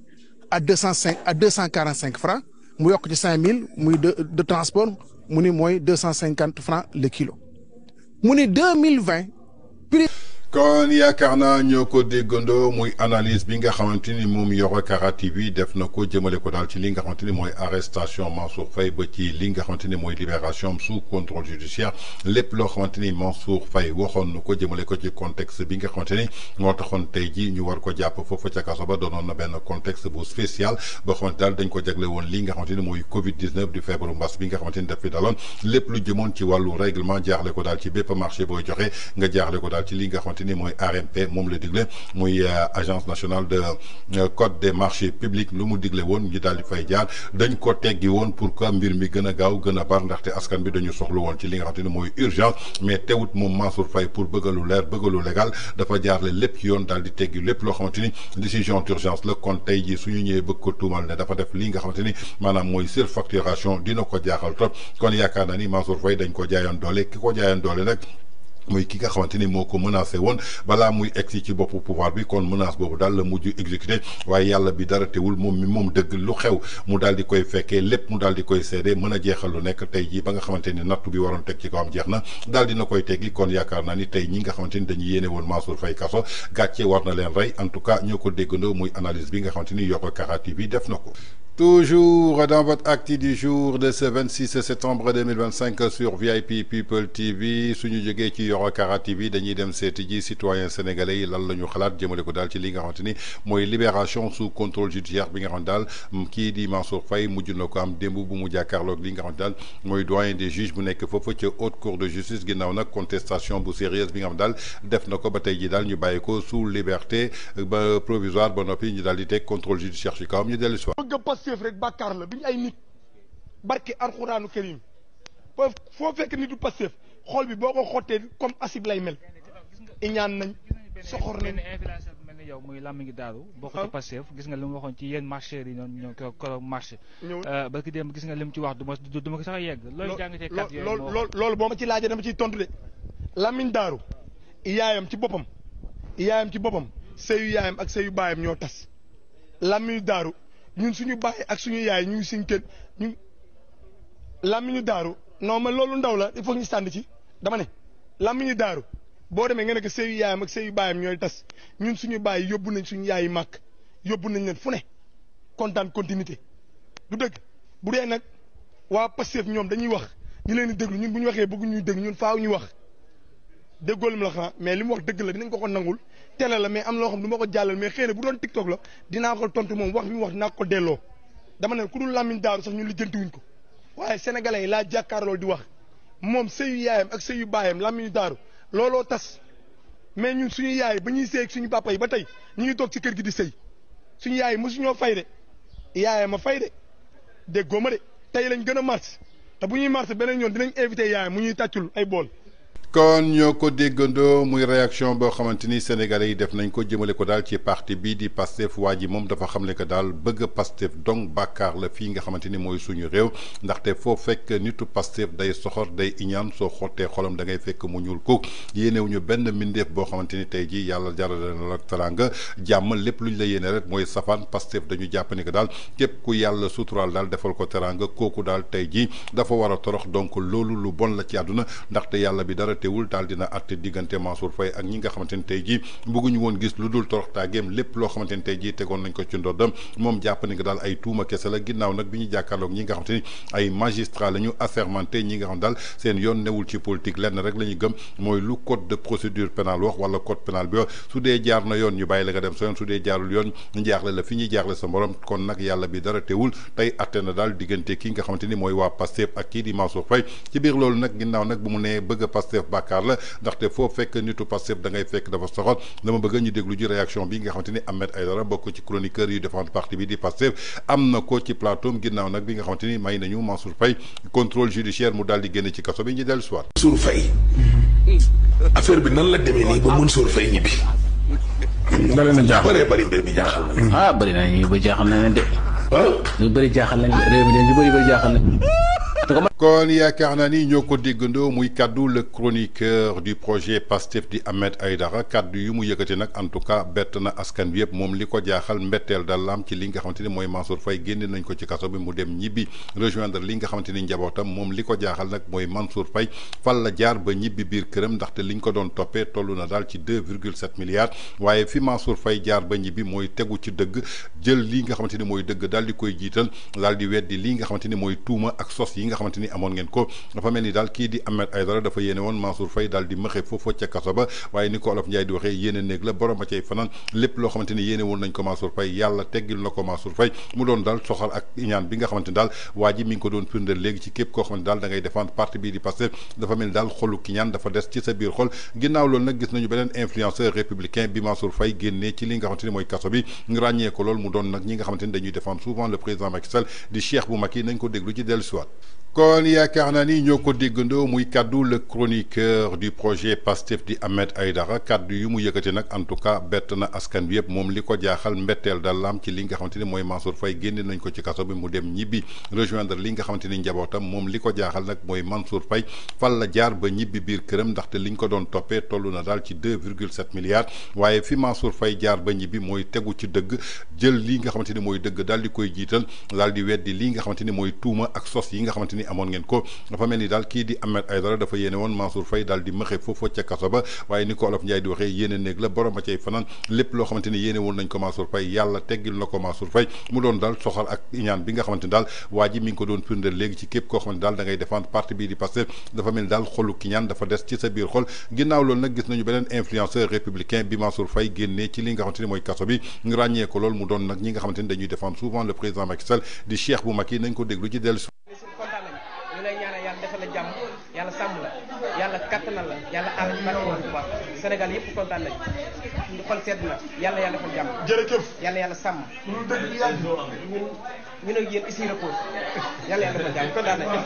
kon ñoo ko gisandoo muy réaction l'influenceur l'activiste Cheikh bu Macky ginnaaw bu mu jàkkaarloog Mansour Faye bu mu génnee fële nga xamante ni mooy ca kaso ba deful dara lu dul ñaanal ko yàlla jàmmal ko yàlla kattanal ko yàlla yokk suturaam yokk terangam kon yaakaar naa ni activiste républicain ñoom lii mooy seen xalaat lii mooy seen xol wuuteeg lool xolu ñi nga xamante ni tey ji waa ji jàpp nañ ko daal xolu ki ñaan lañu yor bés boo xottee seen xol dafay ñuul ko wëndeeg nag li nga xamante ni moom la Ahmed Aïdara daal di yëkkati jëmale ko daal ci li nga xamante ni mooy libération Mansour Faye kon nag nag dafa baax tey jii askanu Sénégal daal di yeewu lépp lu ñu mën a sukkandiku daal mooy ñi nga xamante ni tey jii dañ leen toppoon muy juróomi ministre yooyu nga xamante ni haute cour de justice moo leen yóbboon foofa ca kaso ba mën nañuy jàpp ni que daal ñeent ñëpp ku ci nekk ñibbi nga sa kër Ismaïla Madior Fall mi ngi këram Ndeye Saly Dieng Diop mi ngi këram Sophie Gladima mi ngi këram Mansour Faye mi ngi këram kenn rek moo ci des muy ki nga xamante ni mooy Moustapha Diop di maire Louga moom it suñ ko auditionné au fond gëm naa ni fi Mansour Faye ak ay moromam jaar foofu lay jaar donc ce qui veut dire que lépp loo xamante ni ñi ngi ko doon teg ci tuuma dañ ko teg ci seen ndodd te jamono jooju amuñu woon preuve mënoon nañu togg mbir mi ba mu ñor ba nga xamante ni yor nañu ay preuve yu palpable ba nga xamante ni juróom ñii bés bu ñu leen tegee ci kanamu yoon kenn ci ñoom du ci rëcc waaye yaakaar naa ni ñeent yi jot nañu dem seen yoon kon ce qui veut dire que main politique bi ñu doon wax mi ngi ci biir donc loolu moo daal di firndelu toujours dans votre acte du jour de ce 26 septembre 2025 sur VIP People TV suñ fa jógee dañuy dem seeti ji réaction bi nga xamante ni le journaliste El Hadj Fallou Khouma moom daal mettroon na daal ay émises jëmale ko daal ci placement sous mandat de dépôt bi nga xam daal tegoon nañ ko daal ci ndodd ki nga xamante ni mooy Mansour Faye le 24 mai 2025 moom nag ñeenti fan moo ci daal di tegu muy le 28 mai 2025 mi ngi ko invité ci plateau Feeling Dakar am nay kàddu daal yoo xamante ni yëkkati woon na ko mooy li may wax souvent rek ibaar su ñëwee yow journaliste bi war nga jëfandikoo sa xel def sa analyse ba noppi def sa thèse sa synthèse ba noppi soog a indi sa antithèse pour que nga mën a xam fan la mujjee yaakaar naa ni li nga xamante ni démb moom El Hadj Fallou Khouma le journaliste waxoon na ko tey jii dafa mel ni loolu moo daal di firndelu jëmale ko daal ci dossier bi nga xamante ni moo soxaloon surfacturation jëmale ko ci Mansour Faye di ancien ministre l'actuel maire de Saint-Louis nañ ko déglu ji dellu si waat. Sénégal dafa tolloon jamono boo xam ne lépp loo wax mu mel ne dafay xaw a setal ñi fi nekkoon si nguuru Macky Sall rawatina si Covid bi ak li nit ñi dund ak li si Cour des comptes wax day mel ne di nga leen di défendre. mais aujourd'hui que Mansour Faye dem na haute cour de justice dem nañ def nañ mise en accusation dóor nañ ko mandat de dépôt man dama bëri ay réserve nag par rapport ak si dossier bi si dossier bi quand même j'ai beaucoup de réserves. ci dossier Mansour Faye oui c'est beaucoup de réserves en commençant par le rapport. maa ngi gis ñu bëri na Mansour Faye a acheté un kilo de riz à 2000 loolu aussi la Cour des comptes ne l'a jamais dit. La Cour des comptes li mu wax mooy il y a eu une surfacturation de plus de 2,7 milliards. Oui. Maintenant man si surfacturation boobu laa jàpp ne Cour des comptes wala d'accord ma ak ñoom. si ni ñu ko waxee. xam nga lu tax. et je ay fait factuel laay wax mooy. dañu ne Mansour Faye wala ministère am dañuy jënd ceeb à 275 le kilo te bu ñu fàtte ne jamono Covid bi li ñu waroon jënd si ceeb mi ngi tolloon si 110 000 tonnes. 110 000 tonnes donc 25 francs ça équivaut à 2,5 milliards ou 2,7 milliards si on considère 110 000 tonnes. Oui. Maintenant Cour des comptes lu mu jël daf ne arrêt bu 2013 bi nga xam ne moo doon wax prix ceeb yi fu mu toll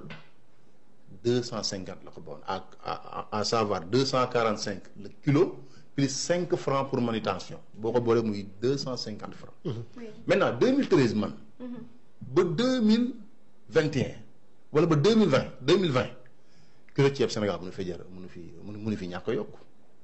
loolu c'est mon ultime conviction loolu c'est mon ultime conviction mënu fi jar 250. beneen bi mooy ANDS ñëpp xam nañ série bi mu am. Agence nationale de la statistique et de la démographie. daf ne dans ses rapports que durant la période Covid par rapport à l'inflation mu ne kilo ceeb demoon na ba entre 338 ba 380. kon da ngay nangu ne diggante boobu quand même ceeb yokku na fi beneen bi aussi mooy aussi gis naa ne Mansour Faye jamono boobu Macky Sall dafa jëloon un décret ñu aj code des marchés publics. La loi d'habilitation justement. Voilà, on avait suspendu le code des marchés publics. Donc il pouvait avec ses services d'âge lancer directement appel d'offres. Pourtant il a écrit à l'AMP pour lui dire que je veux lancer un appel d'offres. Donc def na appel d'offres te xëy na yoon wàcce woon na ko loolu ñaar la beneen bi aussi mooy bind na le ministère du commerce ne ko fu njëgu ceeb yi toll loolu itam Sénégalais yu bëri xamuñu ko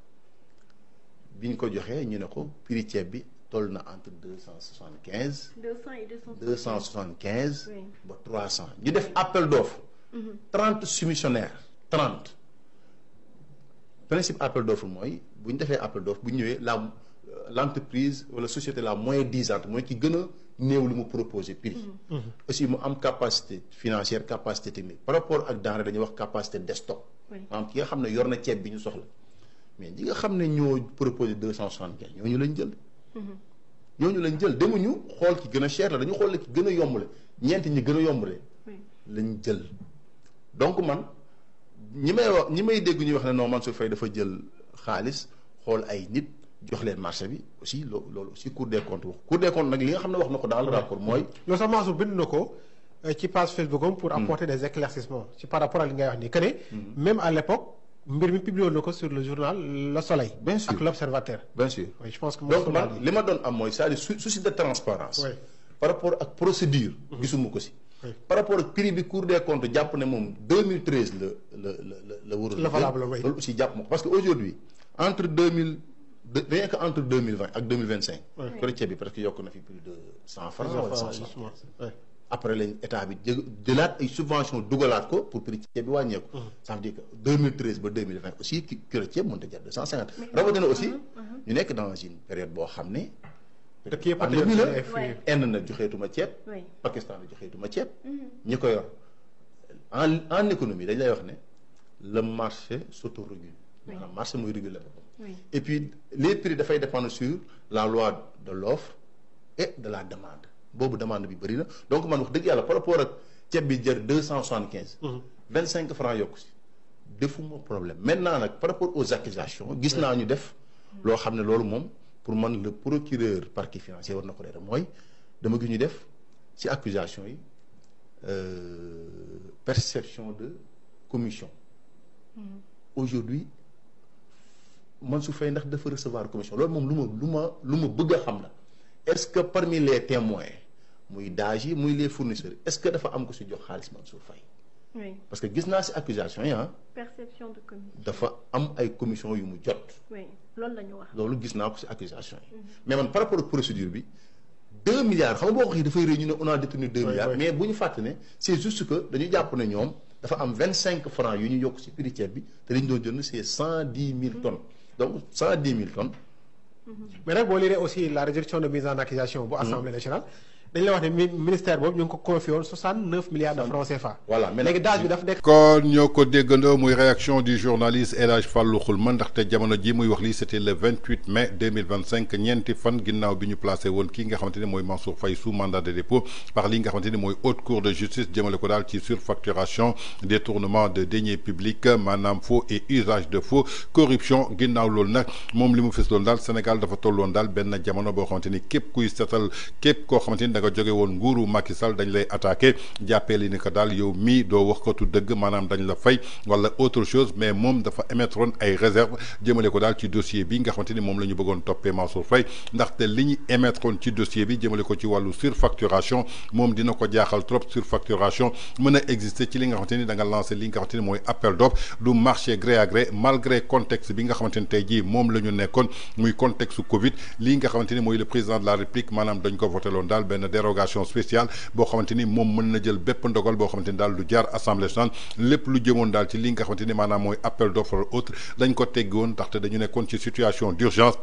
Malgré tout cela moom Mansour Faye en tant que beau-frère du président de la République sóoraale ëllëg du añ du reer moo taxoon daal mu topp lii di procédure normale bi ba noppi tey jii ñu bëgg ci toppee li nga xamante ni mooy surfacturation kon dinoon ko woon jaaxal moo taxoon daal mu émettre woon ay réserve ginnaaw nag réserve yooyu nga xamante ni moom la émettre woon ci plateau yi tey jii ginnaaw contrôle judiciaire bi nga xamante ni jox nañ ko Mansour Faye je crois que ça a fini par donner raison moom mii di journaliste bi di El Hadj Fallou Khoulma wuuteeg nag journaliste yi nga xamante ni journaliste projet yi nañu ak chroniqueur projet yi ñoom daal duñu juge duñu justice yoruñu dossier bi ñoom ñëpp toggoon nañu ci plateau yi daal di chargé ki nga xamante ni mooy Mansour Faye lépp moo leen ci undoon maanaam mooy pour jéem ko enfoncer alors que loolu du métier journaliste. Toujours dans votre acte du jour de ce 26 septembre 2025 sur VIP People TV suñu jógee foofu dañuy dem daal ci cas ki nga xamante ni mooy le journaliste patron de Avenir Communication patron du journal quotidien Madiambal Diagne ginnaaw nag bi nga xamante ni notifié woon nañ ko daal li nga xamante ni mooy interdiction de sortie de territoire am foofu ci aéroport international Blaise Diagne ginnaaw nag bu mu jëlee woon ay bagage pour wutali li nga xamante ni mooy réewu France ginnaaw loolu daal lañ ko notifié que moom mii di Madiambal Diagne mënul génn actuellement li nga xamante ni maanaam mooy territoire au Sénégal ci biir loolu nag la jot benn convocation boo xamante ni waroon na wuy ji fële ca division des investigations criminelles le lendemain su 12 heures jotee ginnaaw nag bu 12 heures jotee ñi nga xamante ni daal mu ñoo ko woowoon di enquêteurs yi gisuñu ko si la ñu débarqué fële nga xamante ni maanaam mooy ci këram bi ñu ñëwee nag fekkuñu ko fa si la ñu mujj arrêté ki nga xamante ni daal mooy soxnam bi nga xamante ni moom la ñu fekkoon sur place boobu ba tey nag si la ñu lancé benn avis de recherche jëmale ko daal ci kii nga xamante ni mooy Madiambal Diagne ginnaaw nag avis de recherche bi nga xamante ne lancé woon nañ ko ci kaw Madiambal Diagne lan la ñuy toppee Madiambal nag nee nañu daal rapport CENTIF moo ko daal di cité daal ci ay traces yoo xam daal toll na ci 21 milliards jëmale ko daal ci ay sociétés yoo xam daal ñi ko yor ay jóge ñaale Madiambal Diagne lañu ginnaaw nag benn transaction la boo xam daal dafa soxal benn marché boo xamante ni état du Sénégal moo ko doon joxe mais jàpp nañu daal que kii di Madiambal Diagne facilitateur la woon jëmale ko daal nekkoon na courtier jëmale ko ci ki nga xamante ni moo gagné marché bi moom Madiambal yombalal na ko ginnaaw loolu nag dañu cité daal benn rétro commission boo xamante ni toll na ci 21 milliards ñu gis ko ci compte kii nga xamante ni ay jóge ñaale Madiambal Diagne lañu moo taxoon daal ñu bëggoon ko convoqué pour déglu ko daal ci li nga xamante ni mooy xaalis boobu ñu gis ginnaaw loolu nag Madiambal Diagne lu jaaxal askanu Sénégal dañu toog daal ba démb mu daal di tweeté jëmale ko daal ci page X bi di ex Twitter xamal ni que daal actuellement mi ngi foofa ca France ginnaaw nag ba mu ne mi ngi ca France mu bare nag daal di jaaxle fan la Madiambal jaar en tout cas ni ñu koy waxee bu dee Madiambal daal quitté na li nga xamante ni mooy Sénégal nañu jàpp ni que Sénégal war nañu veillewaat bu baax a baax lii nga xamante ni mooy seen frontière ndaxte Madiambal su demee ba ñu interdire ko mu sortir du territoire ca aéroport bi mu réussir pour quitter Sénégal ba egg foofa ca réew France ce qui veut dire que daal suñu réew ku nekk mën na fi dugg ba génn te duñu xam fan la nekk en tout cas donc doon na daal loo xamante ni état bi war na ci jël ay mesures yu sévères pour que ñu mën a sécuriser li nga xamante ni mooy suñu frontière ci biir loolu nag sénégalais yi dañ ci def daal ay réaction nañ leen déglu ci dellu siwaat Madiambal Diagne ni mu def ba dem France ba toog ci ay tànkam tuite leen nii ne mu nga France tey ngeen a tey ci mbiru Madiambal gis nga gàcce yi leen dal yéen faux journalistes yi ngeen xam ne ay corrompu ngeen li leen dal ci Wally Seck moo leen nar a dal ci Madiambal Diagne mi gis nga Madiambal jël na vol ne copp biir France xamu leen lu ko fa yóbbu nag waxati leen ba ñu vaar leen lu vaar nañu leen ci Wally Seck bi doyut xëy leen ŋàppeeteetu ŋàppeeku ci Madiambal mii nga xam ne jàmbal na leen ba mu saf sàpp ne wërëñ wol leen ginnaaw merci Madiambal ma ne merci Madiambal très bien ça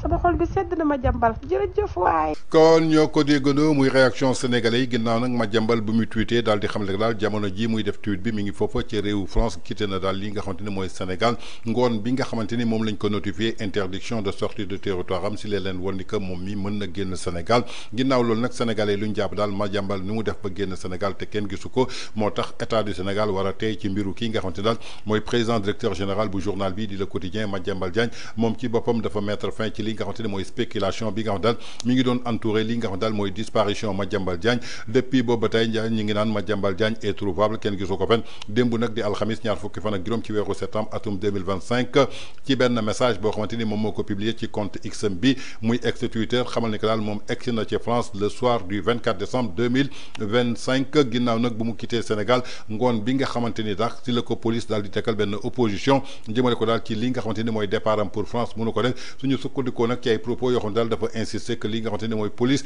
dafa bàyyi daal Madiambal mu daal di embarquer avant que muy préparer wu li nga xamante ni mooy défense am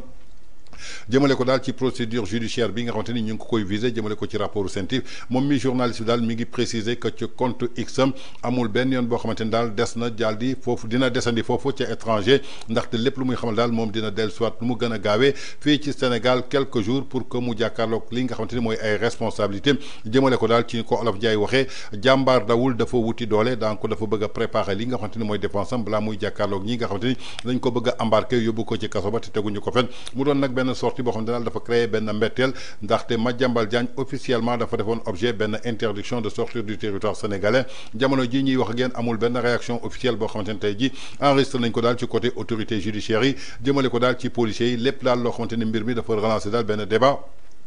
ci application effective ci ay mesures yoo xamante ne daal yu restrictive la fii ci Sénégal jëmale ko daal ci ay conditions yoo xamante ne tey mën nañ ci sukkandiku ba kii di Madiambal Diagne mën a quitter daal li nga xamante daal mooy territoire bu Sénégal alors que dañ ko defoon daal li nga xamante ni mooy opposition daal di koy interdire mu génn daal fii nga xamante ni mooy ca Sénégal jamono ji may wax ak yéen Madiambal Diagne mi ngi foofa ca France waaye li ci gën a doy waar kii nga xamante ni mooy doomam bu góor di Mohamed moom it mujj nañ ko arrêté ginnaaw nag bi nga xamante ni foofu ca frontière bi dox ci diggante Sénégal ak Gambie ca Karang la ñu arrêté kii nga xamante ni mooy doomu Madiambal Diagne bi nga xamante ni tey jii dafa doon moom aussi bëgg a génn li nga xamante ni mooy dëkk bi ginnaaw nag ñi ngi ko fekkoon daal mi ngi yéeg ci benn moto kii di Mohamed Diagne toll ci fanweeri at ak ñett ginnaaw nag bu mu présenté woo comme benn administrateur de société moom la ñu daal di arrêté ci guddi alxamis bi muy démb ñaar fukki fan ak juróom ci weeru septembre bu 4 heures du matin jotee par police bi nga xamante ni daal ñoom ñoo nekk foofa ca commissariat spécial bu Karang muy frontière u Sénégal ak Gambie doomu homme de presse bi di Madiambal Diagne di Mohamed moom it dafa doon tenté traverse li nga xamante ni mooy frontière gambienne bi ginnaaw nag bu muy waree woon benn moto ñi gis daal dina versé daal lu toll ci 50 000 francs CFA jamale ko daal ci kii nga xamante ni moo doon dawal moto Jakarta bi mais ginnaaw nag biñ ko intercepté avant que daal muy atteindre li nga xamante ni daal mooy objectif am jëmale ko daal ci vigilance su yenn agence yoo xam ne daal ñi ngi nekkoon foofu ci direction police de l'air et des frontières muy DPAF lépp loo xamante daal jàpp nañ ko ginnaaw nag arrestation kii nga xamante ni mooy Mohamed Diagne di doom ci Madiambal Diagne mi ngi nekkoon daal en possession d'une somme boo xam ne daal liquide bi suñu sàkkandiko dépassé na daal 1 million de francs CFA en tout cas mi ngi yoroon daal benn sac boo xam ne daal mi ngi amoon ay effets vestimentaires suñu sukkandikoo daal ci information yi dafa doon def daal objet jëmale ko daal ci benn opposition de sortie du territoire national ci cadre information judiciaire boo xam ne daal ubbi nañ ko contre ki nga xamante ni mooy waajuram bu góor ñu koy toppee daal blanchiment de capitaux association de malfaiteurs jëmale ko daal ci benn affaire boo xamante ni dafa porté ci 21 milliards de francs CFA moom mi di Mohamed Dieng jamono ji mi ngi en cours de transfert ñi koy indi fii ci Dakar ginnaaw nag képp ku chargé wu enquête bi di division des investigations criminelles muy li nga xamante ne daal jot nañu ko jot ci xibaar Madiambal Diagne moom mi ngi foofa ca France réussir na daal di quitter li nga xamante ne mooy territoire bi mais assuré na Sénégalais yi dawul responsabilité dafay préparer défense am quelques jours dina ñibbisi fii pour jàkkaarloog ay responsabilité jamono jooju kii di soxnaam daal dinañ koy arrêté avant ñi xam ne ni que Madiambal mi ngi ci France kii di doomam di Mohamed Diagne toll ci fanweeri at ak ñett moom it démb arrêté nañ ko daal ci benn moto Jakarta boo xamante ni moom la yéegoon foofa ca frontière u Sénégal ak Gambie ci Karang police bi daal bi ñu ko jàppee fekk nañu ci moom daal li nga xamante ni maanaam mooy somme bu toll ci 1 million ak sac bi defoon ay yéreem moom it daal dañ koy conduire fii nga xamante ni mooy ca division des investigations criminelles. Toujours dans votre acte du jour de ce 26 septembre 2025 sur VIP People TV suñu jógee foofu dañuy dellu soit seeti l'activiste républicain Bah Diakhaté ginnaaw nag bu mu indi ay éclaircissement daal bi nga xamante daal moo soxal affaire kii nga xamante ni mooy Madiambal Diagne bi nga xamante ni jamono ji moom moo occupé daal li nga xamante ni mooy la toile de la presse sénégalaise nañu déglu ji la réaction de Bah Diakhaté dellu si ci affaire Madiambal Diagne. Madiambal n'a jamais embarqué dans un avion Madiambal mosul dugg ci biir avion bañ koy wàcc ci avion. Madiambal Diagne dafa préparer voyage am bien avant sax loolu Madiambal ñu xam nañ ni dafa doon bouger bon ñëw na ba aéroport def na toutes les formalités liées à son voyage dem na ba romb police ba ñu cacheteel ko passeport am dernier filtre bi muy romb police ci lañ ko ne na xaar parce que dañoo dégg ñoom ay rumeur maanaam ay sur la base de dégg nañu wala nangam sangam ci lañ ko téye foofu le laisser poireauter pendant presque 4 heures de temps voire 5 heures de temps pour la bonne et simple raison que ñoom yaakaar nañ ni Madiambal dafa am opposition de sortie Madiambal mu leen laajee motif ñoom ci lañ tàmbali nag di wax ak la hiérarchie pour xool Madiambal Diagne lii ak lële la moo tax nangam sangam finalement ils sont revenus avec une opposition de sortie boo xamante ni le juge d'instruction finance bu parquet financier le pôle judiciaire financier di ma safrula moom moo leen ko jox Madiambal est rentré tranquillement chez lui pour aller se reposer di leen xaar ba nii may waxee nii ak yéen xaw ma nag jamono ji may def vidéo bi ba nii may waxee nii ak yéen Madiambal n'est pas convoqué journaliste bu fa dem toog di xaar Madiambal dégguma convocation Madiambal xamul luñ ko téye Madiambal nanga donc problème bi instant bi nii mooy ñoom dañoo nekk di wër ak di wër waraaloo parce que sachant que Madiambal li mu fi wax yépp c'est des défis yoo xamante ni Ousmane Sonko ne peut pas les relever défi la yoo xamante ni na déclaré patrimoine am Ousmane Sonko da cee bañ Madiambal Diagne ci livre yi nga xam ne yëkkati na ko bind ko mais il est parti de concert avec la CENTIF boobu dañ ci ñëwaat par rapport ak ko yor muy Sibi qui est devenu l'arme fatale bi nga xam ne moom Ousmane Sonko doolee opposant maintenant ça veut dire que les gens ñi ngi toog di déglu mais en tout cas ils étaient tout le temps en train de traquer Madiambal Diagne gëstu nañu lijjanti ay bien foncier am ay nangam sang ay nangam gëstu nañu ba sonn présentement nag ñi ngi jëm ci lijjanti ay dossiers mais pour votre information li ma mën a wax ba wax ko mooy xippi leen seen bët ngeen xool bu baax a baax on ne peut pas interdire à un régime bu fi toog mu tëj nit mën na tëj moom mën nañ tëj am pagaille et ils vont enfermer am pagaille mais pour asseoir li nga xamante ni mooy les accusations ba mën ko dëgëral lajj nañ ci luppe nañ ci. La preuve, Mansour Faye a été entendu ci fond dossier. Mansour Faye a contesté sérieusement, vigoureusement. Qu'est-ce qu'ils ont fait? Ils ont convoqué Aminata Assome Diatta qui était ministre du Commerce pour lui demander, parce que Aminata Assome Diatta waxoon na clairement que bu Cour des comptes laajoon comment on peut parler d'arrêté ministériel bu concerner le ministère du Commerce sans pour autant nga déglu ki nga xam mooy ministère du Commerce par rapport à arrêté yi la daaj bi jox ak la Mansour Faye jox maanaam Massamba Diagne lijjantiwul woon loolu. Aminata Assome Diatta était sorti pour dire que li ñuy toppee nii Mansour Faye nii amul base pour la bonne et simple raison que prix bi mu jëndee non seulement bind na ma laaj ma ba ma wax ko arrêté bi moo fi nekk mais dafa def ba desal delloo ko nguur gi qu'est-ce que lan lañ koy toppee. Pourquoi? Parce que Mansour Faye est le beau-frère de Macky Sall. Donc lii mooy li nga xam ni moom moo am ci mbir mi. waxoon nañ fi Ismaïla Madior Fall affaire da ngeraanoo déggatu leen ci dara loo xamante ni information la bu leer Lat Diop kaawam dégg ngeen ko donc yii ñuy wax ni yëpp divertissement la ma bëgg. kon ñoo ko déggandoo muy réaction yoo xamante ni ay éclaircissement Bah Diakhaté daal di koy indi ci affaire Madiambal ginnaaw nag biñ ko notifié interdiction de sortie de territoire am fii ci aéroport international Blaise Diagne ñu bare ci ay journalistes dañu ne daal Madiambal dañ ko débarqué nag maanaam mooy ki nga xamante ni dafa embarqué woon ci avion bi ba noppi ñu daal di koy génnee ci avion bi ñu ne ko munoo voyager mais Bah Diakhaté nee na Madiambal musul embarqué ba ñu koy débarqué kon wax jooju bépp journaliste bu ko wax kii di Bah Diakhaté daal dina lay weddi ba mu set wecc Madiambal bu mu egsee aéroport muy premier contrôle bi nga xamante ni soo duggee aéroport da nga koy am jàkkaarloog police mooy balaa ngay jàll lii di scanner bi foofu lañ ko notifié ni que Madiambal munoo génn li nga xamante daal maanaam mooy réew mi da nga am interdiction de sortie du territoire kon Madiambal mën nañu jàpp ni que demul sax ci comptoir bi nga xamante ni moom la doon enregistré ba mën a jot li nga xamante ni mooy boarding pass am kon contrairement ak yenn journalistes yoo xamante ni noonu lañ ko fësale dañ ko notifié sur place lañ ko jox li nga xamante ni mooy convocation bi nga xamante ni war na wuyu ji foofu ca dig kon képp koo xamante daal wax nga ci Madiambal dañ ko débarqué jàppal ni que daal dara du ci dëgg muy ay éclaircissement yoo xam daal moom Bah Diakhaté mu dina weddi daal yenn ci ay journalistes yoo xam daal toogoon nañ ci plateau bi uniquement pour ñaawal Madiambal Diagne moo tax ñu ne il a été débarqué Bah Diakhaté nee na il n'a jamais embarqué pour être débarqué. Toujours dans votre acte du jour de ce 26 septembre 2025 sur VIP People TV suñ fa jógee dañuy dem fële ca New York fekk ji fa Macky Sall ginnaaw bu muy présenté li nga xamante ne mooy livre l'Afrique au cœur ñëpp ñoo xamante ni daal ay sénégalais lañu di ay militants ay sympathisants fu ñu mën a nekk ci diaspora bi ñëw nañu daal di fekkee cérémonie bi waaye dafa am benn surprise boo xamante ni nemmeeku nañ ko fa muy kii nga xamante ni mooy l'ancien ministre du tourisme di Mame Mbaye Niang ku ne Mame Mbaye Niang sa xel dem ci li nga xamante daal mooy inéligibilité candidat bu Pastef ndaxte procès en diffamation bi nga xamante ni moo doxoon ci digganteem ci wax bi nga xamante ni tuumaloon na ko ci 29 milliards affaire Prodac moo taxoon tey ji Mame Mbaye Niang porté ko plainte justice daal di koy daan juróom benn weeru sursis amande ko 200 millions ci li nga xamante ni mooy diffamation bi élection yi passé nag ba tey kenn gisul kii nga xamante ni mooy Mame Mbaye Niang malgré li nga xamante ni mooy rejet rabat d'arrêt bi nga xamante ni leader parti Pastef dugaloon na ko Mame Mbaye Niang nag def na signe foofu ca New York ci wetu président Macky Sall nañu xooli image yi dellu soit waaw mais maa ngi nii kontaan fekk leen fi merci beaucoup di leen wax nañ jàpp ci liñ jàpp mooy dëgg la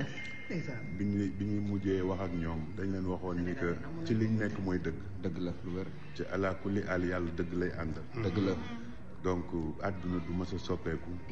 ba ay pexe ak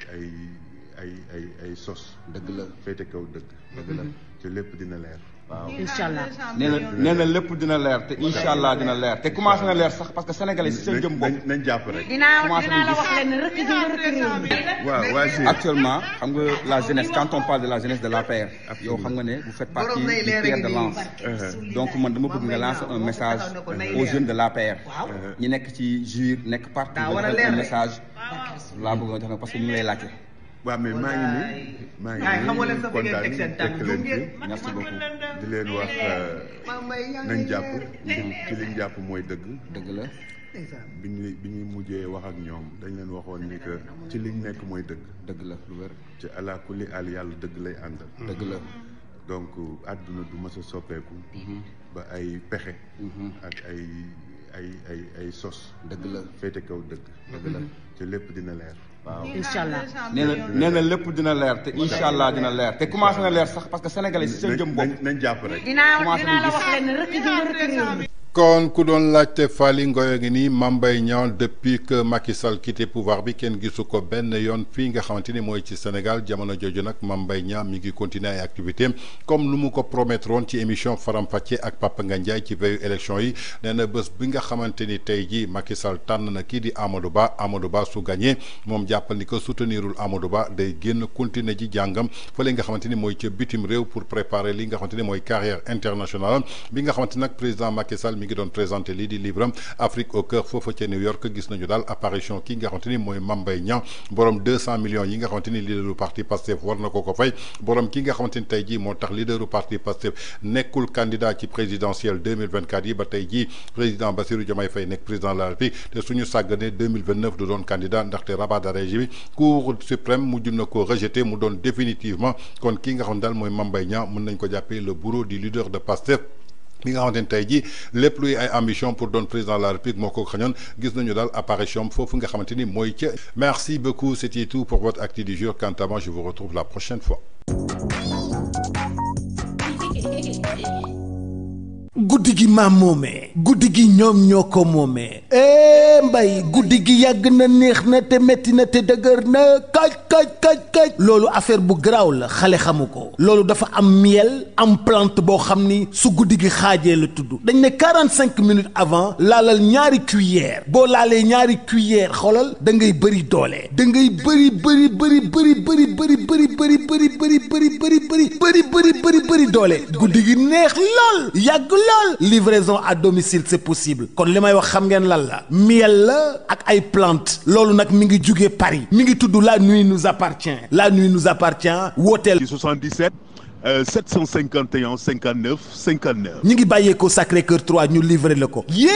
guddi gi day neex lool